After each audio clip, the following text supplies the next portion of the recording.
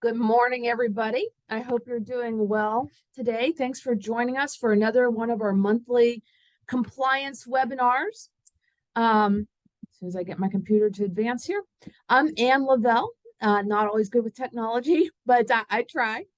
And we do these monthly webinars for those of you who may be joining us for the first time, usually the second Thursday of the month. And we try to cover a timely topic or sometimes a topic that we've been asked to cover. So if you have anything in particular that you say, gosh, this is a burning issue at our workplace and I'd like to hear more about it, please feel free to send me or anybody at CTR your ideas for webinars. We're always looking for topics, and we'll see if we can't cover that as well.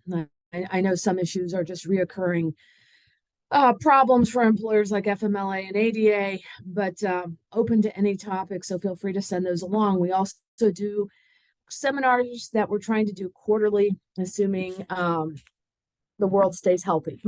So in any event, for those of you who don't know me, I practice labor and employment law. I was a partner in a large firm down in Pittsburgh for a couple of decades. I now like to refer to myself as a recovering attorney. And I always enjoyed the educational component of what I did as a partner.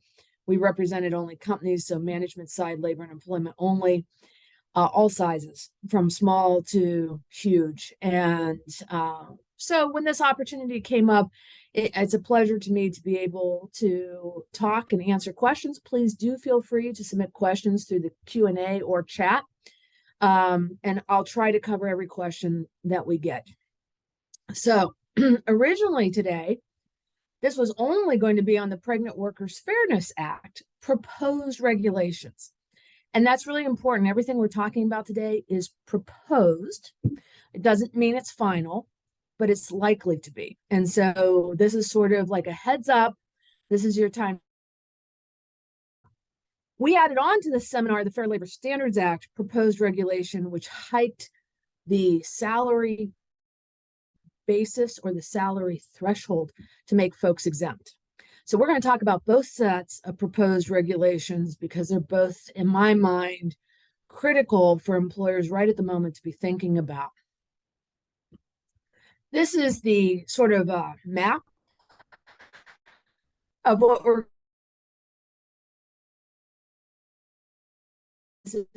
being recorded, and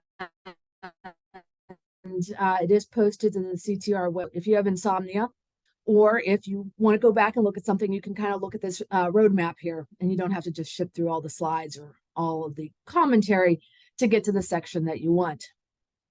Right, we have done several seminars on the FLSA. So we're not going to dive in and talk about what the duties tests or anything else.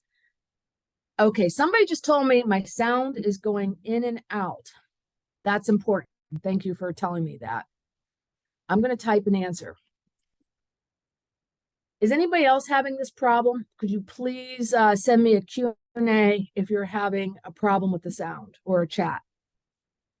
I definitely want to make sure that everybody can hear me. Okay. All right. I am going in and out on several people. So I am not sure why that is, but let me work on this. Give me 1 second. We're going to pause this seminar. And I want to make sure everybody can hear me. Give me 1 second.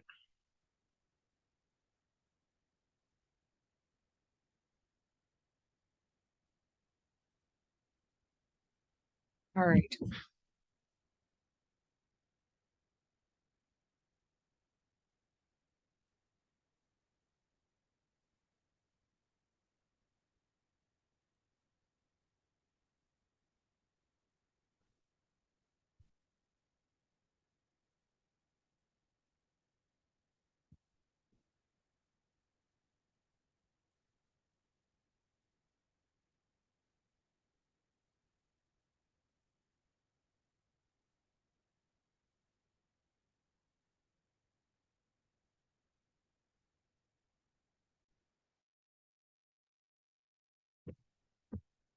Okay, we are going to test this again.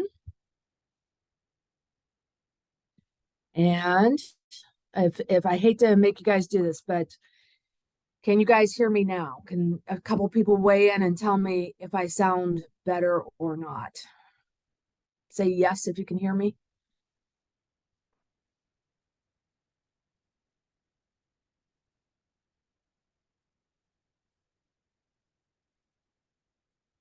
Okay, we seem to be much better. We are recording this, so if there is a sound failure, and I apologize for any technical issues. I used to be known as the technical jinx at my law firm. You could ask the IT folks there. I had them on speed dial. I apologize in advance. I am not an expert at fixing these things. Okay, so it sounds like people can hear me now. So we're gonna push forward. If for any reason we have future issues, I certainly understand not wanting to stay on a webinar where I go in and out every 2 seconds. This is being recorded. Hopefully the recording will be good. If it's not, we will re-record it and you can listen to it then. So I appreciate the feedback. Thanks for the heads up. We're going to keep our fingers crossed. I am aware that we're having internet problems at CTR, but I'm actually not running this off the internet here to avoid that issue. So hopefully our workaround will continue to work here. All right, so moving on. The Fair Labor Standards Act, we've done tons of seminars with respect to the FLSA. So this is not a seminar to explain the FLSA. This is just to explain what the current state of life is with the FLSA and what's about to change. Pardon me. So as most of you know, there's 3 primary exemptions under the FLSA that if you meet the duties test, if the employee meets the duties test and is paid a certain salary every week, a guaranteed salary, you don't have to pay them overtime. The current salary threshold is $684 a week. That cannot change based on the quality or quantity of work performed. That salary threshold went into effect January 1st, 2020.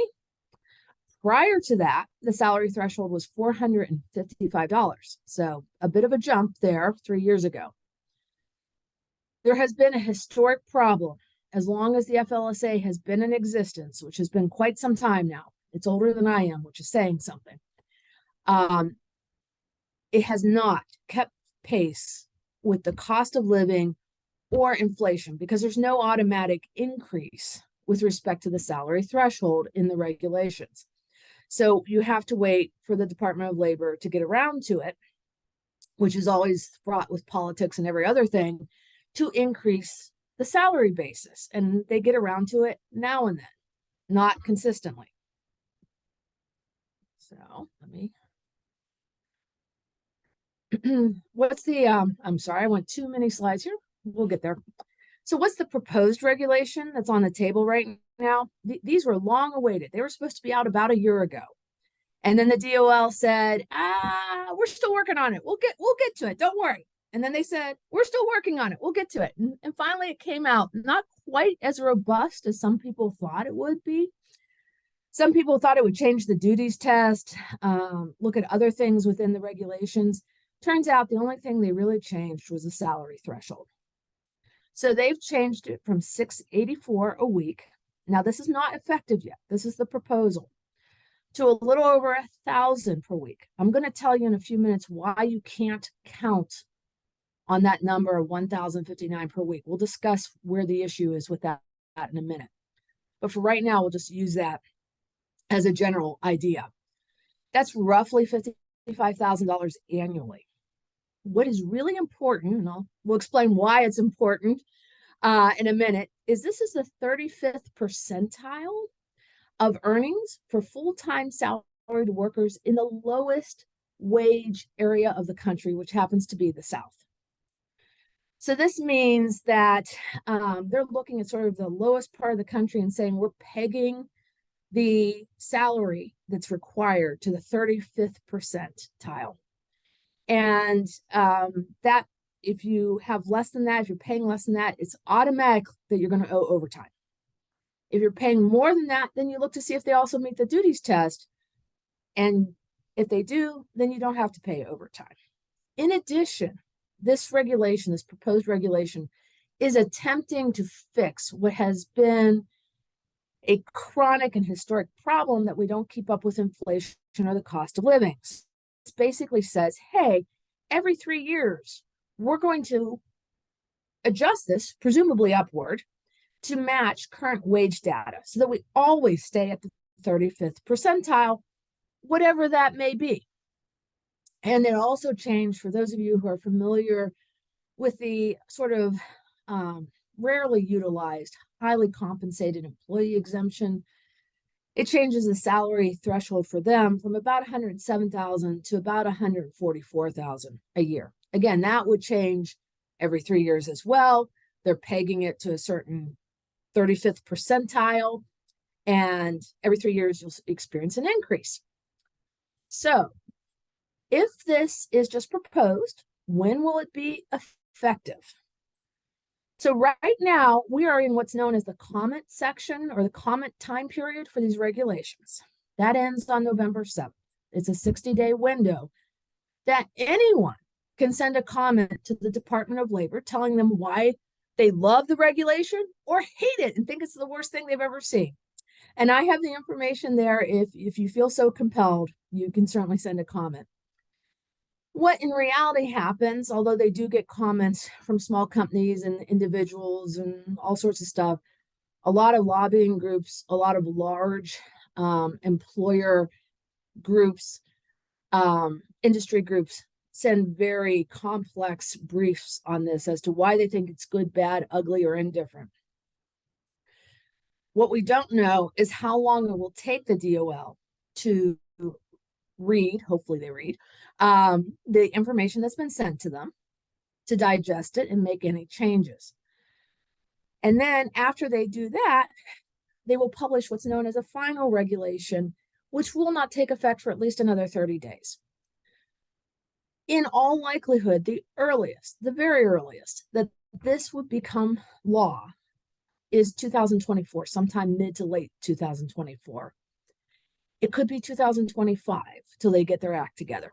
Hard to say. And some of you are like, oh, okay, I can put this on the back burner. I can wait to do this. I'm going to try to convince you why I wouldn't wait to look at this. But to know that you've got some time now to develop a strategy in response to this. What does the DOL? This is drawn right from the DOL's website. So this is their belief of the proposed impact of this wage increase, a salary increase on employers and employees. And basically they acknowledge that in year one, so this is just year one, after this becomes effective, whenever it becomes effective, probably mid-2024, it's going to cost employers $1.2 billion. That's the first year alone. So every employer has a small share of that. It will cost you something in all likelihood. How does it impact employees? Well, right now, the DOL estimates that at least 3.4 million workers will fall into what I call the gap between the 684 right now and the 1,059, or whatever that number ends up being. And we'll talk about why that number's in play. Those folks right now are exempt, but they won't be exempt when this regulation takes effect. So you have what I call the gap employees that you have to think about and plan about and address. And the DOL estimates there's about 3.4 million of them. And again, each of you has a share of that 3.4 million. With respect to the highly compensated employees, they think there's about 250,000 workers there that will no longer qualify for the highly compensated employee exemption. So some of you have probably heard that these regulations will undoubtedly be subject to a court challenge. So whenever the final regulation is issued, industry groups, no matter what the DOL does, industry groups or employee-friendly groups, somebody's going to challenge it. They're either going to say it's not enough or it's too much or whatever it might be. It is worth noting that under the Obama administration in 2016, they attempted to increase the weekly salary from $455 to $913. That was the 40th percentile of the lowest paid workers. That's what they pegged it to.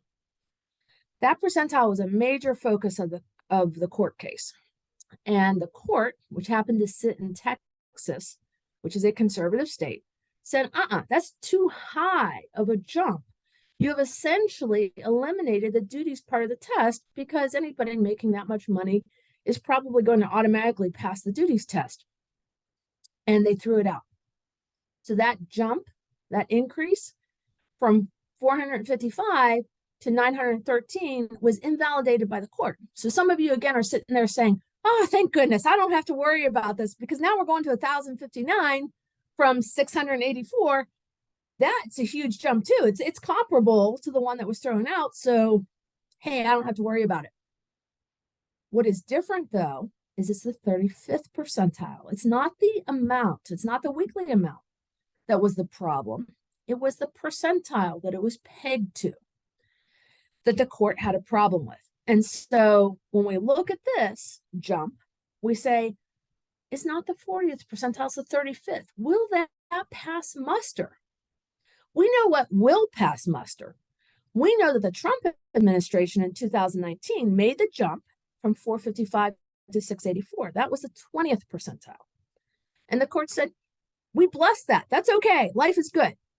So we know that the magic percentile number for the courts is somewhere between the 20th and the 40th percentile. And some of you are like, please shut up about the numbers. My overall point is this is not an automatic gets tossed by the court because we're under the number that the court had the problem with. We are over the number that the court's blessed. We're somewhere in that gray area. So nobody knows if the courts will like this or not. What we do know is that same Texas judge is still on the bench. So guess where this case is probably being filed, where they had success before.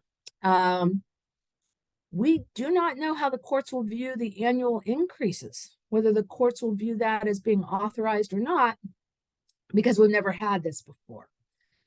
And right now, there's no real DOL secretary, which is a technicality. But some folks are arguing, well, because there's no real DOL secretary, we shouldn't have issued the regulations. There was no head honcho to bless these, et cetera, et cetera. So those are some unique facts about this case that could make it palatable to a court or not. Regardless of what a court does, employers are well advised to look at this now from a cost, from a business perspective, to see where you would be and what you need to do, because the reality of every court challenge historically is the court takes you up to the last minute. They must think employers like suspense because they don't make a decision until like a day or two before the regulations take effect. If you have a decision from the court that says this is a go, we're okay with this, and it's 2 days before the regulations go into effect, you have a huge problem. If you prepare now, you have time to say, okay, we know if option A with the courts occurs, what we'll do if the court blesses this. And if option B occurs and they throw it out or throw part of it out, then we know how, it will proceed with the status quo. All right, so talking a little bit about this, you audit your employees to look at who is in that gap. That's what you're concerned with. Who's in the gap between the 684 and the 1,059? But here's why you don't use the 1,059. You actually use a higher number. There's a footnote. You gotta love government footnotes in the regulations, all the good materials in the footnote, because that's sort of where they slide stuff in and see if people notice, I guess. I don't know. Maybe I'm a jaded attorney. I have no idea. In any event, they said, hey, the 35th percentile in 2023 right now is 1,059 a week. But we're not issuing these regulations in its final format in 2023. We know that's not going to happen. It's going to be 2024, possibly 2025. So, and part of that's because there's an election year coming up too. Depends how they view this politically as to whether they think it's a great idea to finalize these in 2024 or not. So we're going to use the 35th percentile, whatever that may be, when these regulations come out in 2024 or 2025. That's not going to be 1,059. That's going to be something higher than 1,059. And the DOL has estimated that that number is going to be somewhere between today's number of 55,068 per year and 60,000. So when we're looking at who's in the gap and we have some uncertainty as to the number that we're shooting for, you're really going to have three buckets of folks. You're going to have folks who are below the 55,000 that you know for sure are not going to be non-exempt, and you're going to have to deal with them. We're going to have the possibly non-exempt, which will be those folks between the 55 and the 60 that we have to wait to see where that number is. And hopefully that's a very small percentage of our workforce so that we can pivot if necessarily on those folks. And then we're going to have the ones that are clearly exempt. They're over 60,000. They meet the duties test as well. Life is good. We don't have to worry about them. And those buckets are what we're going to address. And there's limited options as to how you address them. This will cost you money. It's just part of what your business will have to face and what it needs to budget for. So you can manage overtime by policy. These people who will be less than the 55 or 60,000 a year, you can tell them, hey, you're not allowed to work overtime, or you have to get overtime pre-approved or whatever you want the rule to be, so that you know if they're working overtime and you've approved it. Now, if somebody is rogue, I know none of you have rogue employees. That would never happen, right? If somebody's rogue and goes out and works overtime and then submits it and you know they've worked it, you have to pay them. You can't not pay them for not following the policy, but you discipline them. So that's one way to manage this cost, is to say, I'm going to implement fences and gates around overtime, and people have to come through me or come through somebody to work overtime. You might increase pay. That might be a good option for people who are really close to the new magic number. That might be cheaper than hiring a new person or paying overtime. If I'm $2,000 away in my annual salary from the magic 55 or 60,000, whatever the number ends up being, that's probably cheaper to raise my salary than to pay me overtime if I work a lot of overtime. And assuming I meet the duties test, right? All this presumes that I'm meeting the duties test as well. We can also hire more folks. You have to look at the cost of hiring more folks versus the cost of the overtime.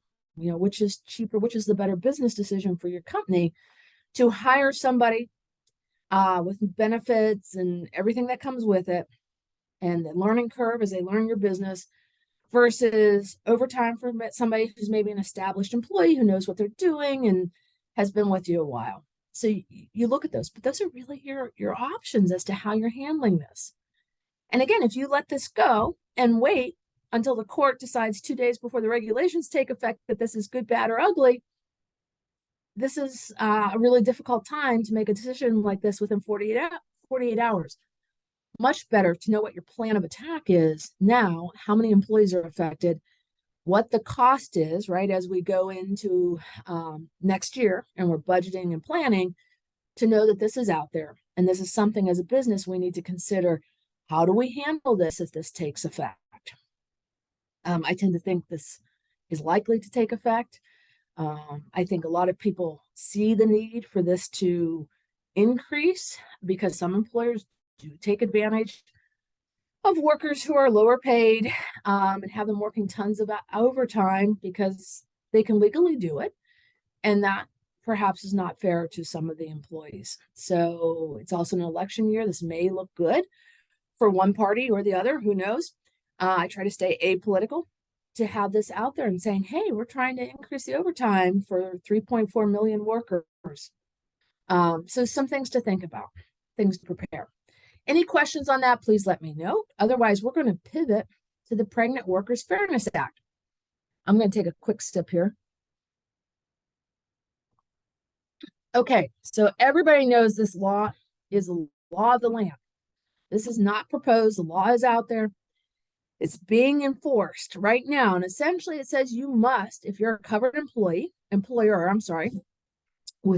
a covered employer is someone with 15 or more employees, same as the ADA, you must provide a reasonable accommodation for any known limitations with respect to a worker who has concerns regarding pregnancy, childbirth, or related medical conditions. We'll talk about that in a little bit here.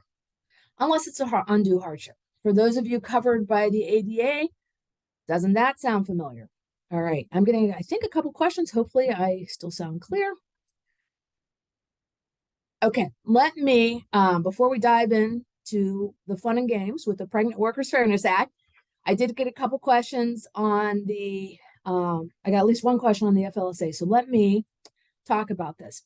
So somebody asked, are you able to comment on whether or not this will change paralegals' exemption status? Yes, I am. Paralegals fail, and I was with a really large firm. We had lots of paralegals. Paralegals are never exempt, not because of the salary basis test, but because of the duties portion of the FLSA test.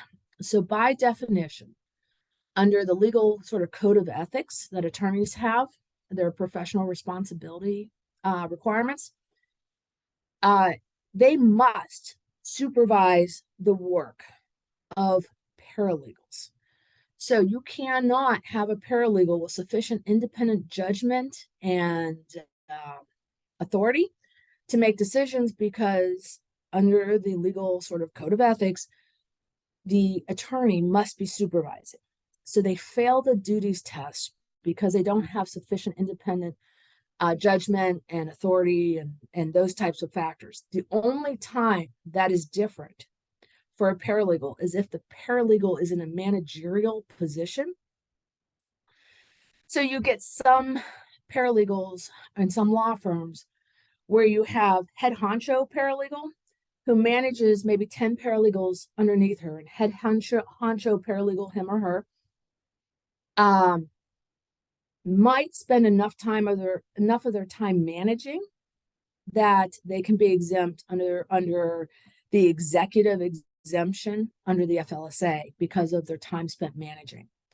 But generally, paralegals are never exempt unless you have that rare executive exemption because they manage and they spend so much time managing other paralegals because of the attorney professional code of professional responsibility, which says attorneys must oversee everything a paralegal does, or else the attorney's in trouble. So kind of a narrow question there, but I hope that helps to answer this. Somebody else asked, and I assume this is with respect to the PFWA, does this cover a mother that works for you and her daughter is pregnant and she wants to take time off? No, it doesn't. The FMLA may cover that. So this only covers the employee with the pregnancy or related pregnancy issue. It doesn't cover family members. Doesn't, and I'm sorry, I'm a little out of breath. Somehow the air is really dry, or maybe I'm just losing my mind today. So forgive me if I take another drink here. This only covers the employee with medical issue. Doesn't matter if her husband wants to take a time off, or her significant other, or her mother, father, second cousin, twice removed. Doesn't cover any of them. The FMLA may cover them. Some local laws, like the Allegheny County sick leave law or the city of Pittsburgh sick leave law, might come into play, but the PWFA does not cover that situation. So I hope that answers the question there. Okay, does anything proposed impact the ministerial exemption? So no, that goes back to the FLSA. Nothing proposed impacts that because that's outside of the executive, administrative, and professional exemptions with their salary basis test. Okay, let's dive into the PWFA.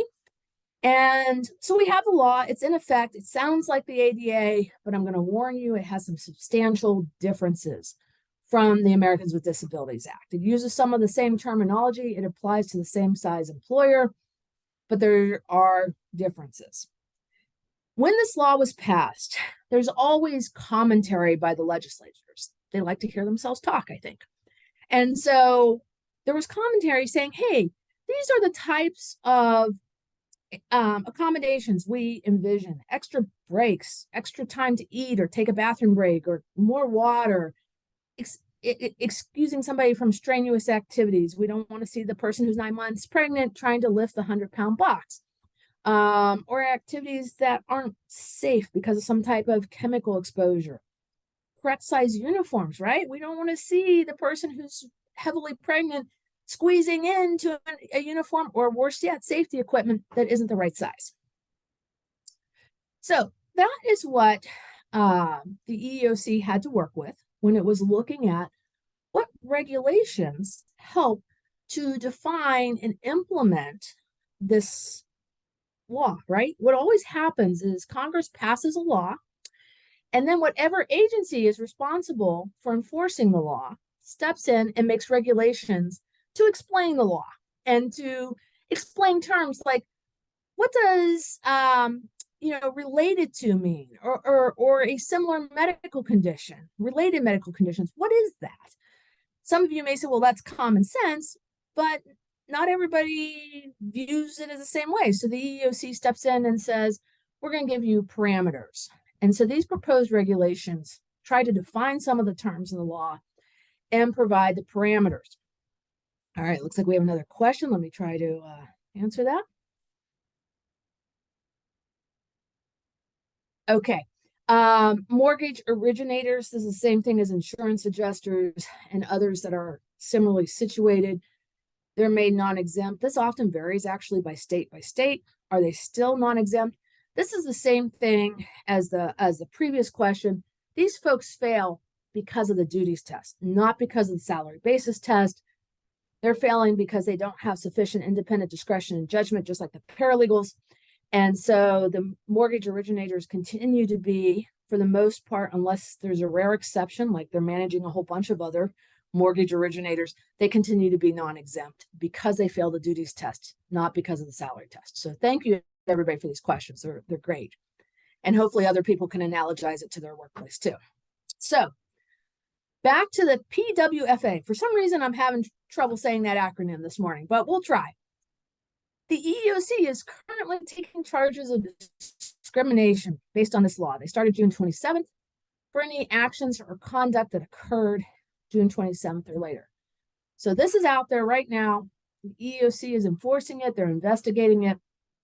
And they want to remind everybody that these employees, this is a new protection, the PWFA.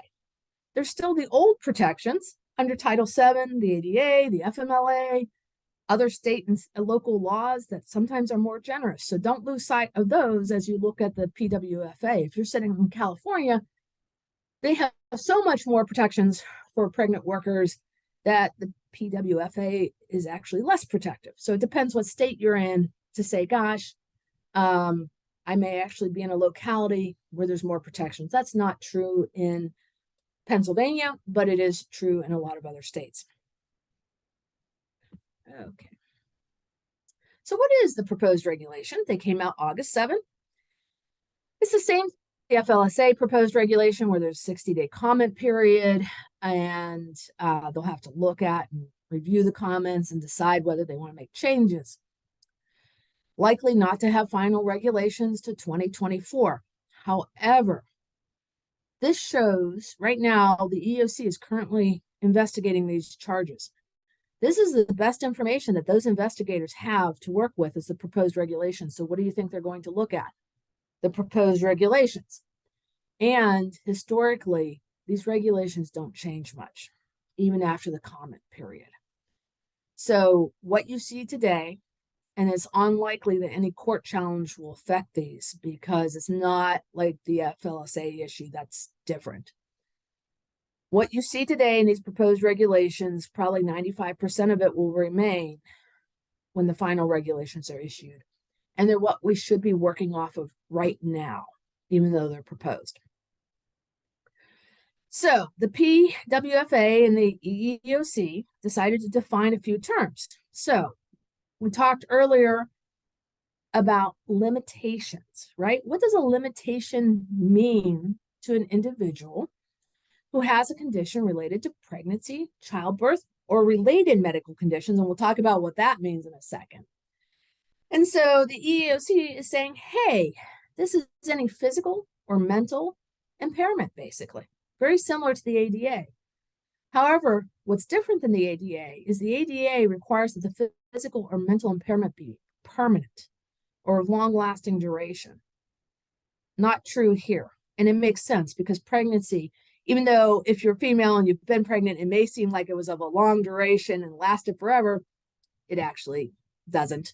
They're saying, hey, by definition, pregnancy is temporary. And so we expect some of these conditions that need accommodated will be temporary.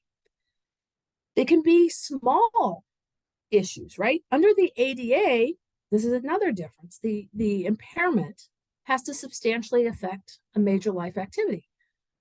Not true here. The request for an accommodation can be quite minor. I need something extra to drink. I need something extra to eat. I need to go to the bathroom more often. I want to sit closer to the bathroom. Whatever it may be, that minor request is something you need to accommodate, or at least consider accommodating.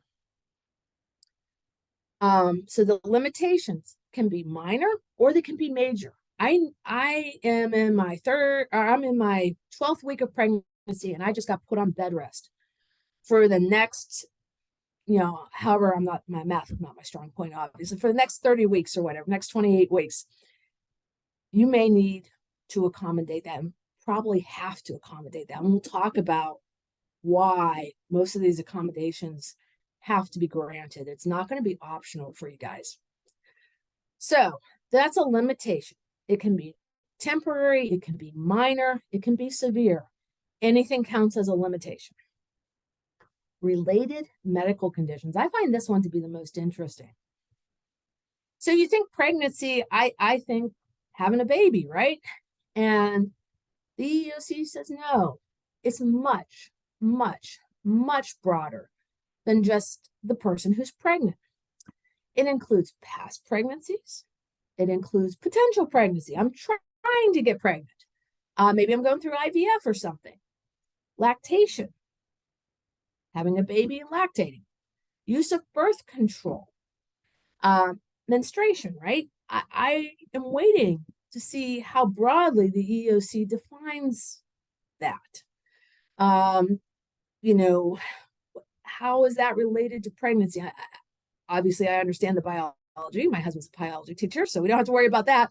But, what if I just have bad periods? Am I all of a sudden covered? I'm not certain that's the case here, but we need to flesh that out. And if you have somebody who comes to you and says, I have issues with that, you can't just blow them off and say, well, you're not pregnant. We're not accommodating you. You would really need to look at that one further and say, does this person have a related medical condition that I need to accommodate? Infertility, fertility treatments, different medical conditions. Obviously, some of this makes sense, miscarriage, stillbirth. The one that is controversial is abortion, but that actually has been covered under the Gender Discrimination Act for ages. So that's actually not new. It's just spelled out in this law that's covered as something that you have to accommodate if the person needs time off for, or recovery time. And you cannot discriminate if they have one or don't have one, whatever your feelings are on that. It looks like we have another question. Let me try to get to that.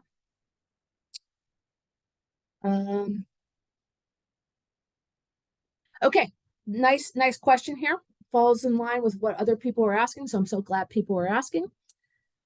And they said, what about a spouse with this related medical condition, lack of sleep with a spouse, mental health of the spouse? So the related medical condition, again, applies only to the employee with the pregnancy-related issue or the limitations. It does not apply to any family member.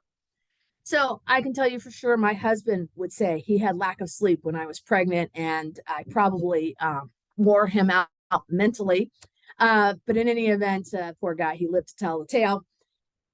This law does not cover my husband, who may feel like maybe he very legitimately is worried about the health of the baby and is having anxiety, or is trying to care for me because of limitations I have. This law does not cover him at all. But that doesn't mean he's out in the cold. The FMLA may cover him. The Allegheny County sick leave law may cover him. Pittsburgh sick leave law also might cover him. In addition, you'd have to look if the condition was severe enough for him. Maybe they've had prior miscarriages or a stillbirth, and he is really mentally not thriving during this time. It may be an ADA issue to accommodate him, which is different standards than the PWFA, but he may need accommodated for his mental health condition because of his concerns and anxiety and depression, or whatever it is over the pregnancy. So he's not covered by the PWFA. Lots of other laws out there that might cover him depending on the nature of what's going on and his health condition or physical or mental health condition. Okay, great question. Thanks for asking these questions. All right. Whoops. Let me go back. Okay, so we were talking about the related medical condition. It's important to recognize that the EEOC says, hey, this list is not exhaustive.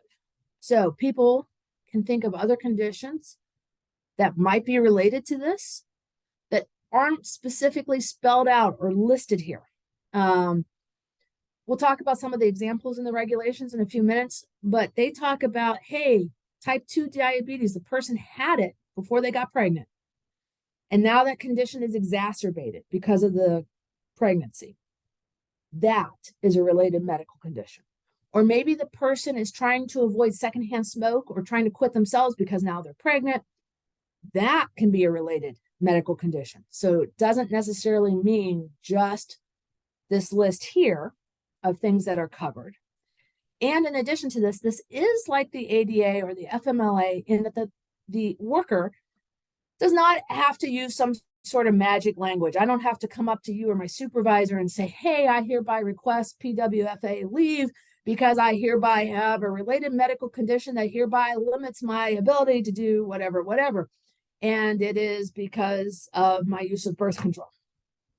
No, I don't have to use any magic language. I don't have to write some sort of Gettysburg Address for you to be on notice that I need help and I need leave, or I need an accommodation, or I need something. And we'll talk about what some of those somethings are in a little bit. Here's a critical thing. Who do workers go to with their problems usually? It would be wonderful if they went to HR. Anybody have workers that don't go to HR and instead go to their buddy who's the first level supervisor because they're basically friends? Yeah.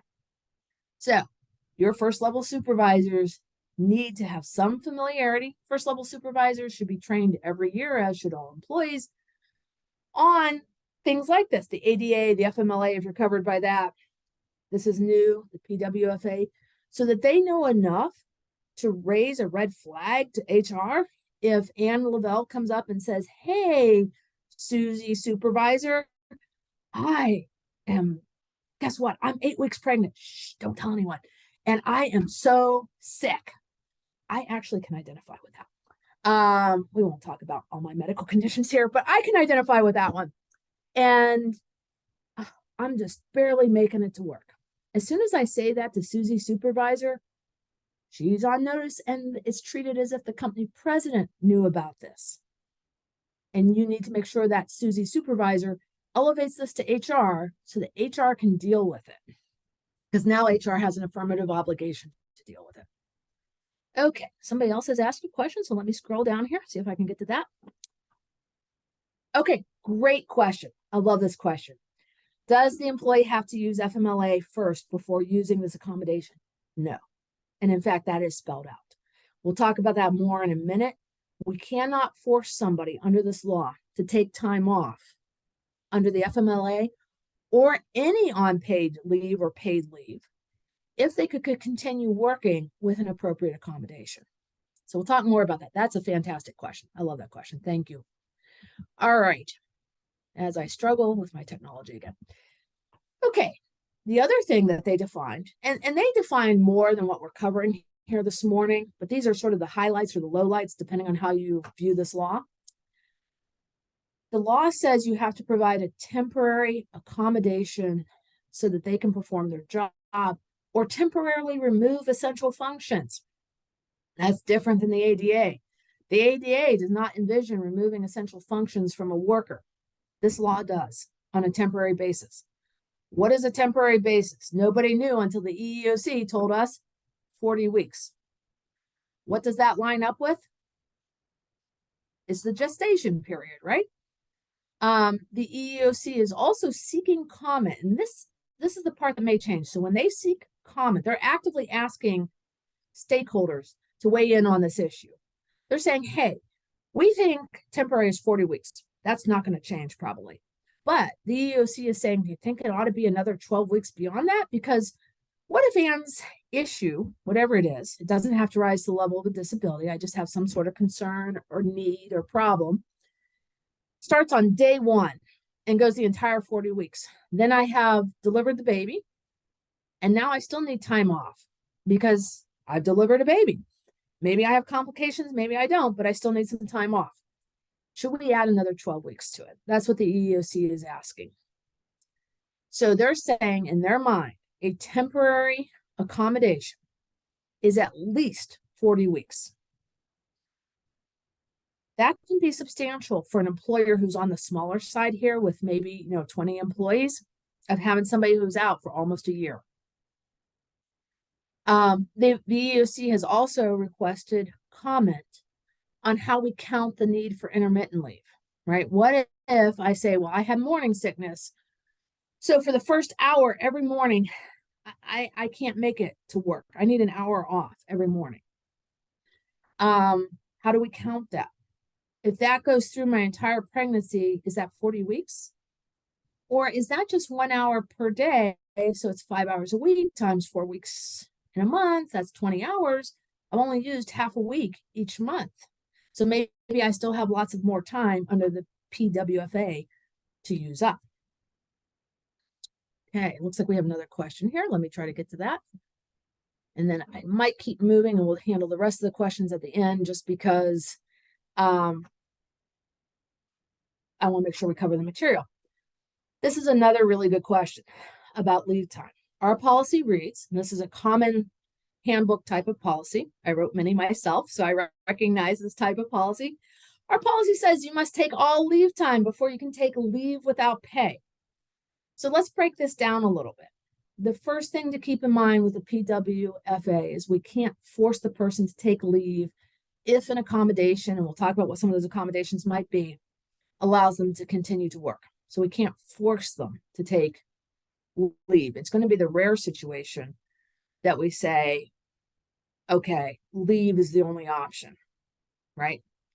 But let's say somehow we're in that situation where leave is the only option. We cannot somehow accommodate, which again would be kind of the rare situation.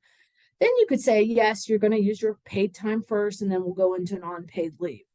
That would be okay. But we can't just automatically say, hey, you have a problem. You've requested an hour off, or you've requested, that was a bad example. You've requested that we remove you from the chemical room because you don't want to be exposed to chemicals. We're not going to force them into a paid or unpaid leave situation at that point. We're going to look to see if we can accommodate them by putting them in an office setting or something where they're not exposed to those chemicals. So good questions. All right, moving along here so that I'm respectful of everybody's time. What else does this prohibit? Well, it's the same thing as most of the EEOC type laws. We can't require an employee to accept an accommodation without at least a discussion about it. So if I come in and say, I don't want to be in the chemical room because I have a concern about the health of my unborn baby, and you say, okay, well, we're sticking you outside on a picnic table without an umbrella. You can't retaliate against someone like that. And you also can't just say, hey, this is the accommodation, take it or leave it, without some type of discussion. That's called the interactive process under the ADA. It's the same idea here. We're going to have a conversation with the person about what they need. Obviously, you can't deny a job or a promotion or anything like that because somebody needs to avail themselves of this law. You can't require an employee to take leave. We've discussed this general idea here. You just can't force them into a leave situation if another accommodation would allow them to continue working. Can't retaliate. That's standard under any employment law. You can't do that. You can't interfere with their rights under this law. You can't say, hey, nobody likes that PWFA. Don't ask for an accommodation. It'll be trouble. No, you can't do stuff like that. Okay, so here's some examples. These are generalized examples. I'm going to encourage you guys on the last screen to look up. There's probably about 40 or 50 examples in these regulations that you can take a look at that break down, well, what if somebody comes to you and says they have type 2 diabetes? What if somebody comes to you and says they want more water? What if somebody, whatever it might be, that comes to you and says they need something? So frequent breaks, how does that play out? The EEOC says, yes, that's a reasonable accommodation. So if somebody needs more breaks for water, food, rest, pumping milk, whatever it is, that's reasonable. Keep in mind, breaks less than 20 minutes must be paid. So you can't start dock and pay, assuming those breaks are under 20 minutes. Sitting or standing. This is true under the ADA as well. Sitting or standing has long been a reasonable accommodation. I don't care if everybody else in the organization stands to check people out as a cashier. If somebody asks for this as a disability accommodation or a PWFA accommodation, it's almost automatically a give me, and you need to do it. Changing a schedule, part-time work, paid and unpaid leave, assuming we can't otherwise accommodate the person. What's the schedule change? It could be, hey, I have severe morning sickness, so I don't want to work 7 to 3. I want to work 3 to 11. You have to look at that and say, can we accommodate that? Time off to go to medical appointments, whether that's for IVF or prenatal appointments or whatever that might be. You're going to have to accommodate that. Most of these are just what I call give me's. You just got to do it. Telework. So this is an interesting one, right? Not everybody can do their job from home, but a lot of people can, and we proved that during COVID. So if I'm on bed rest, you can't just force me to take paid and then unpaid leave. You have to look at whether or not I can do my job from home. And many, many people can. So that's going to be a reasonable accommodation. Parking. I'm having problems walking, whatever it is. Maybe I need one of the reserved spaces. Maybe you need to reserve a space for me close to the building. Light duty. Under the ADA or this law, you can't just reserve light duty for folks on workers' comp. That's not permissible. You have to look at whether or not light duty is appropriate for this person. You might have to make your existing facilities or modify your existing environment. So maybe because I'm having problems walking or whatever, or I need to use the bathroom all the time, you're going to move my desk or my office next to the bathroom temporarily for the next, 30 weeks or whatever. Maybe I get a fan because I'm hot all the time. Whatever it might be, you have to look at it. Move me away from the chemical fumes. Whatever, you have to look at these. These are common things that the EEOC is saying, hey, these are things we anticipate, and you better be ready to do. So these aren't like the EEOC is saying these are questionable. The EEOC is saying in most cases, we think that these are doable. Job restructuring. Guess what this means? The coworker gets some of that employee's job duties, which doesn't always sit well with the coworkers. You'd like to think we're a team and everybody helps out, and sometimes that's true, and sometimes coworkers are frustrated because now they have to help Ann lift everything because Ann can't lift anything, whatever it might be. You have to look at that job restructuring. Temporarily suspending an essential function, different than the ADA. We don't do that under the ADA, but here we do. So my main job is bending over and packing boxes. Maybe I get a different job for the next 30 weeks because I can't bend over and pack those boxes or whatever my condition is. Modifying equipment, uniforms, or devices. This really probably is a no-brainer. With respect to uniforms and safety equipment, that should probably already be done just commonly. But they're also talking about, well, hey, maybe they need help or a device to help lift or carry something or reach or bend. So you need to think about additional equipment that might facilitate that. Adjusting or modifying examinations or policies. This is quite common in things like the police or firefighting. You have to have a physical fitness test, right? A little hard to make the person run a couple miles if they're pregnant. I have tough running a few miles and I'm not pregnant, but they're saying, hey, you postpone the test until the person's fit to do it. You're not going to make the person who's 9 months pregnant run a few miles. Seems like common sense. This is different. I really want to focus on this for a second. assessments. So the EEOC has given us a new term of art here. Under the ADA, for those of you who are familiar with it, we always, 99.9% of the cases, require medical documentation of the condition and medical documentation of the need for the accommodation. So if I said to you, I'm suffering from major depression, not related to pregnancy here, and I want to exercise my ADA rights, I need to come in late because they're adjusting my medication and I'm having trouble getting up in the morning and I need some help. You would ask me as an employer for medical documentation of my depression, as well as the doctor saying, yes, that is a reasonable accommodation. Anne needs to come in late because of her depression and the adjustment to her psych meds, et cetera, et cetera. The EEOC says different rules apply to the PWFA here. So there's certain modifications that the EEOC says you cannot ask for documentation for because it's so, they think, common sense, and it probably is. So allowing extra water and drink, allowing it in the work area or close by the work area, the EEOC says that's a no-brainer. You're not going to ask for medical documentation that the person is pregnant or that is an appropriate accommodation because that's just common sense. Same thing with restroom breaks. Something that requires sitting and standing, you're going to look at modifying that, allow them to sit instead of stand. That should be a no-brainer that you don't need a note for. Breaks, additional breaks should be a no-brainer. You cannot ask for medical documentation for those things. So be very sensitive to that you don't ask for documentation, because the impulse and what we've all been trained to do is ask for documentation under the ADA. Not so here.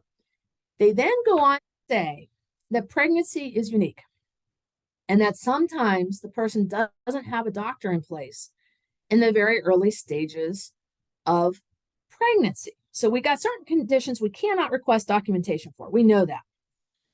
But we have other conditions or other requested accommodations that we have to be thoughtful about whether or not we're going to request documentation. Okay.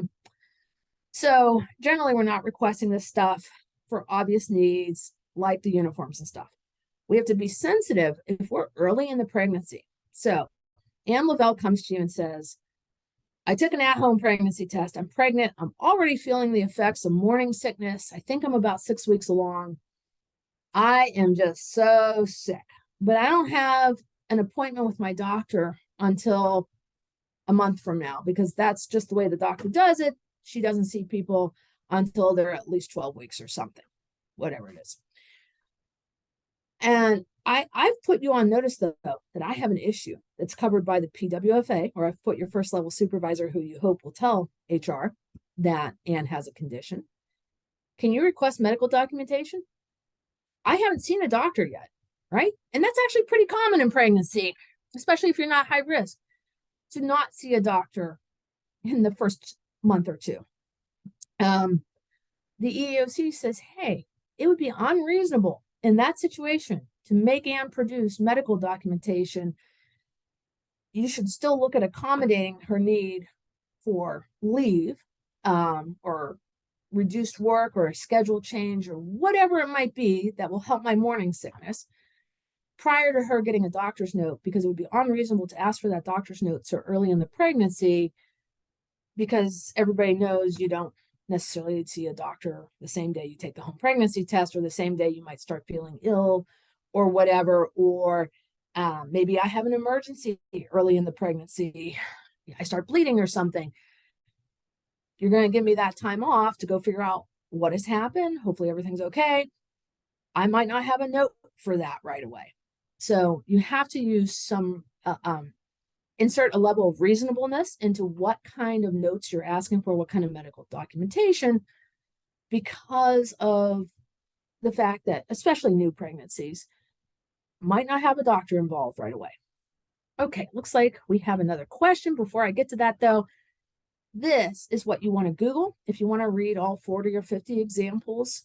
It is quite a long read, but they have the examples laid out, and you can sort of just go to each example and skip some of the commentary in between and look at what they think is appropriate or not appropriate, because I guarantee you, if they think it's appropriate and you're not doing it, they will take issue with it. And then the burden of proof is going to be on you that it's somehow an undue hardship for your particular organization. Okay. For those of you who need to get going or have lunch plans or have just had enough, whatever it might be, thank you for attending. I appreciate it. I'm going to ask, it looks like we have a couple of questions coming in, so I'm going to try to answer those questions here. So anybody who wants to hang on can hang on. And if not, we will see you next month. We're going to cover some ACA changes next month. Okay, everyone, take care. Let's get to these questions. Okay, if no documentation is allowed, how is the employer to know if the employee is actually pregnant? You don't necessarily, right? Because if I'm 8 weeks pregnant, I'm not necessarily showing. And so you might not know. But the EEOC is basically saying you're going to take Ann Lavelle at face value when she cruises in and tells Susie's supervisor, I took an at-home pregnancy test and I'm 6 weeks pregnant, I'm 8 weeks pregnant, whatever I think I am. And oh boy, am I sick, or oh, am I fatigued? I need to drink extra water. You're going to take that at face value. Now, let's hope that 98% of our employees are telling us the truth about something like this. I mean, yes, I can envision a situation where Ann lies about that and then later claims she's had a miscarriage. Really tough to prove. But for the vast majority of employees, we hope they're telling the truth, and the EEOC is taking the position that they're telling the truth. So you're not expected to ask for documentation, especially if I cruise in with one of the things that says the predictable assessments that says you can't ask for documentation. So if I cruise in and say, hey, I'm 6 weeks pregnant, I need to eat my cheese and crackers every 2 hours, you can't ask for a note anyway, right? And presumably at some point it's going to be obvious that I'm pregnant. And if it's not, I still think you have a problem diving in unless you really think you have a fraud situation going. If Ann later says, I miscarried or whatever. So this isn't necessarily an employer favorable law. This is more for employees, and that is just the reality of it. Okay, who initiates the accommodation process, the employee or does the employer offer? So it can be both.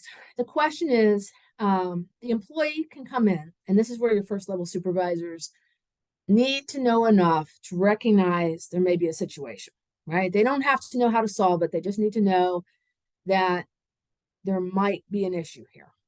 If I come in and tell Susie's supervisor, oh boy, that morning sickness, it's really getting to me. I have said enough that I have initiated the interactive process, the request for accommodation, because I've put you on notice that I have a condition. And at that point, you have an affirmative obligation to follow up with me and say, hey, Ann, we hear you told Susie's supervisor that you're sick and we're here to help you. And is there something that we can do to help you during this time period? You know that you have rights under the Pregnant Workers Fairness Act. Here it is in our handbook. And, what can we do to help you? That is the most common scenario of how these things get initiated, is an employee makes some sort of comment. Certainly if I go to HR and say something, you're on notice, but you're equally on notice if I say something to a supervisor about, oh boy, I'm having it, or mentally I'm having a tough time. My last pregnancy issue ended in a miscarriage. I'm just so fraught with worry this time. Anything like that puts you guys on notice, and you need to, at that point, run with the ball, come to me and say, hey, we heard this, we're here to help. What can we do? It's the right ethical thing, it's the right legal thing to do. How do we get a copy of these slides? So what happens after this is we have recorded this whole seminar. It takes a little bit of time for this to download from the cloud to our systems and get posted, but everything gets posted, including the slides, as well as me talking ad nauseum perhaps about all this, which I really appreciate that so many people have hung on, but that will all be made available within 24 hours, probably shorter period of time. Just give us a couple hours to get this up and running. So any other questions? Let me see here. I think I have got everybody. Let me just double check. These were really some great questions. So I appreciate that. Okay, I think I've covered all the questions. I appreciate everybody attending, and hopefully we'll see you back in October. And I am speaking at the next two PHRA for those of you who are SHRM members. I'm speaking, one is in Cranberry, one is downtown. I'm speaking at both of those. So if you're SHRM members, please feel free to join my sessions and hopefully we can have a good discussion. Looks like I might have one more question here. Oh, you're quite welcome. I'm glad. And I'm glad the sound worked because if it didn't work, I was really at a loss as to what to do. So I'm glad you enjoyed the presentation. Thank you very much. And everybody take care and enjoy this nice fall weather. All right. Thank you so much.